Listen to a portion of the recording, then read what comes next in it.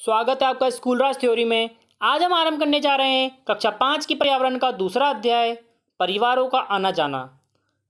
अगर आपने पहला अध्याय नहीं पढ़ा है तो उसकी लिंक डिस्क्रिप्शन में मिल जाएगी या फिर आप प्लेलिस्ट में से भी देख सकते हैं। तो चलिए दूसरा अध्याय शुरू करते हैं। परिवारों का आना जाना। अनेक परिवार एक स्थान से दूसरे स्थान पर चले जाते हैं। ऐसा ही एक परिवार संतू का भी है। संतू का परिवार गांव में रहता था, खेती का काम करता था। लगातार 2 वर्षों तक अकाल पड़ने के कारण संतू का परिवार के सामने खाने का संकट आ गया। इसलिए संतू के परिवार ने अपने परिवार और पशुओं को लेकर अपने भतीजे के गांव चले गए। उन्होंने वहां छोटा सा मकान किराए पर लिया। फिर वह काम की खोज में लग गया। कुछ समय बाद काम मिल गया और वह परिवार के साथ वहीं रहने लगा। वहां रहना आसान नहीं था। उसे अपने गांव की याद सताने लगी। उसे समाचार मिला कि इस बार उसके गांव में अच्छी वर्षा हुई है। फिर क्या था, वह अपने परिवार और पशुओं को लेकर वापस अपने गांव आ गया। सोचिए और लिखिए, संतू को दूसरे गांव में किन किन समस्याओं का सामना करना पड़ा। आपके आसपास ऐसे कोई परिवार दूसरी जगह से आया होगा या दूसरी जगह से आए हों, तो उसके बारे में निम्नलिखित जानकारी एकत्र कीजिए। परिवार कहाँ से आया और कहाँ गया, किस कारण से आया, और उन परिवार में कितने सदस्य थे और उनकी किस किस ने मदद की। धीरज जी का एक पुत्र व एक पुत्री थी। वे गांव में दैनिक मजदूरी करते थे। उसका पुत्र 12वीं व पुत्री 10वीं में पढ़ती थी। जब उसके पुत्र ने 12वीं कक्षा उत्तीर्ण की तो उसे उच्च शिक्षा दिलाने के लिए शहर व कॉलेज भेजना था। उसने सोचा कि बेटा अलग रहकर पढ़ेगा तो परिवार का खर्चा भी बढ़ जाएगा। 2 साल बाद उसकी पुत्री भी उच्च शिक्षा के लिए बाहर जाना होगा। अतः उसने निर्णय लिया कि वे यहाँ भी दैनिक मजदूरी ही करता है तो वहाँ जाकर भी दैनिक मजदूरी करेगा और पूरे परिवार को वहाँ लेकर जाएगा। जब वह शहर गया तो उसे मकान किराए पर लेने की कठिनाई आई। मकान किराया अधिक होने के कारण उसे शहर से दूर एक कमरा लेना पड़ा जिसमें उसके परिवार को रहना था, सोना था और खाना बनाना पड़ता था। उसका पास पड़ोस भी नया था। उसे दैनिक मजदूरी के लिए अधिक प्रयास करने पड़ते थे। शहर में अधिक खर्च के कारण वह दिन में मजदूरी और रात में चौकीदारी का कार्य किया करता था। बच्चों की पढ़ाई पूरी होने पर उन्होंने गांव वापस जाने की ठान ली। अपने आसपास देखा होगा कि कुछ ऐसे बच्चों को उच्च शिक्षा के लिए अपने घरों को छोड़ना पड़ता है। वह लोग हॉस्टल कमरा किराए पर लेकर दूसरे स्थान पर अपना अध्ययन कार्य करते हैं। चर्चा कीजिए और बताइए आपके आसपास के परिवारों में से कौन कौन पढ़ने के लिए बाहर गया है और बाहर से आपके यहाँ आया है।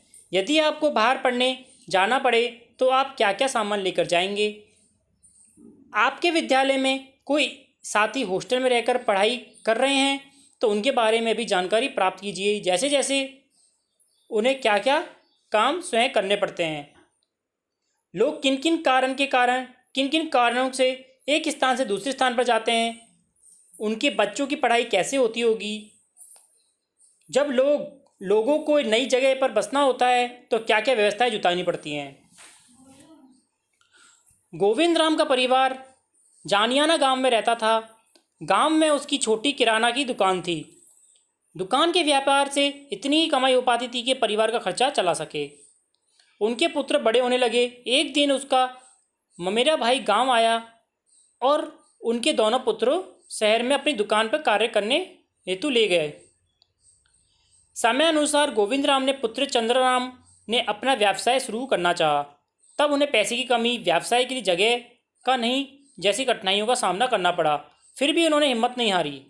उनके रिश्तेदारों ने मदद की जिससे उनका व्यवसाय ठीक से चलने लगा। उन्होंने पूरे परिवार को यहाँ बुला लिया और उन्होंने अपने छोटे भाई बहनों को पढ़ाया। अब वे अपना व्यवसाय कर रहे हैं, लेकिन आज भी उन्हें पैतृक गांव की याद आती है। वे विशेष अवसरों पर गांव जाते हैं। पता कीजिए आपके आसपास में कौन कौन 10 वर्ष या अधिक वर्षों से वहीं रह रहे हैं। उनके घरों और बार बार जगह बदलने वाले परिवारों के घरों में क्या अंतर है। वर्षा के मौसम में आपके आसपास की किन किन परिवारों के लोग खेती के लिए घर छोड़कर खेत पर जाकर रहते हैं और उस समय उनके बच्चे स्कूल कैसे जाते होंगे और उनकी ज़रूरी सामान कौन लाता है। डूंगरपुर जिले का एक कस्बा गलियाकोट है जहाँ पर पीर फखरुद्दीन की विश्व प्रसिद्ध दरगाह, शीतला माता का मंदिर, स्थापत्य कला के बेजोड़ नमूने वाले जैन मंदिर एवं सोमनाथ मंदिर हैं। गुजरात राज्य में कडाना बांध बनाने से ये डूब क्षेत्र में भी आ गया। बरसात के दिनों में कस्बे में पानी भरने लगा, अतः सरकार ने यहाँ के लोगों को नई जगह मकान बनाकर दिए, स्कूल अस्पताल आदि सुविधाएं दी। इसे आज पुनर्वास कॉलोनी के नाम से जाना जाता है। कई लोग आज भी अपने खेत खलियान न छोड़ने के कारण वहीं बसे हैं।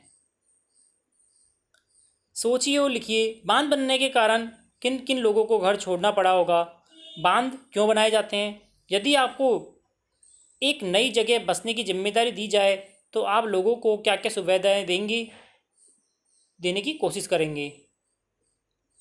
बांध के जल भराव के कारण आया हुआ गांव एवं पलायन करते हुए लोग दिखाया गया है चित्र में।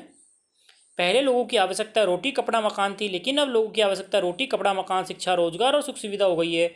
इस कारण लोग पैतृक जगह छोड़कर अन्य जगह पर रहने लगे हैं।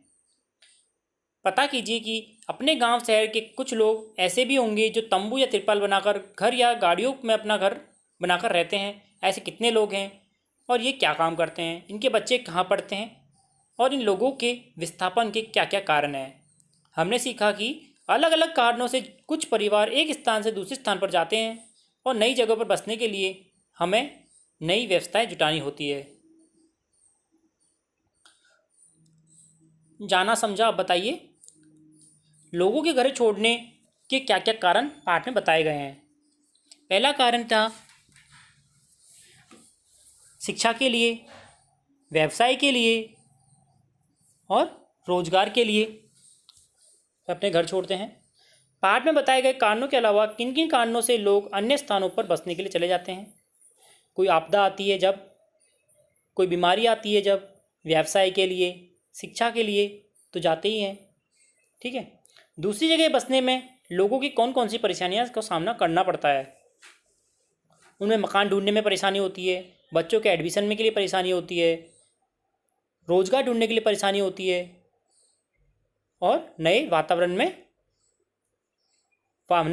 को अनुकूल बनाने में भी परेशानी होती है। और भी आप इसमें अपने दिमाग से आप इसमें अपने पॉइंट्स जोड़ सकते हैं। मनुष्य की आवश्यकताएं बढ़ गई हैं अपार, पूर्ति हेतु मनुष्य पलायन करता है बार बार। आशा करता हूँ आपको समझ में आया होगा। अगर आपने चैनल को सब्सक्राइब नहीं किया है तो चैनल को सब्सक्राइब जरूर कीजिएगा, ताकि हम इसी प्रकार पढ़ते रहें और आगे बढ़ते रहें। धन्यवाद।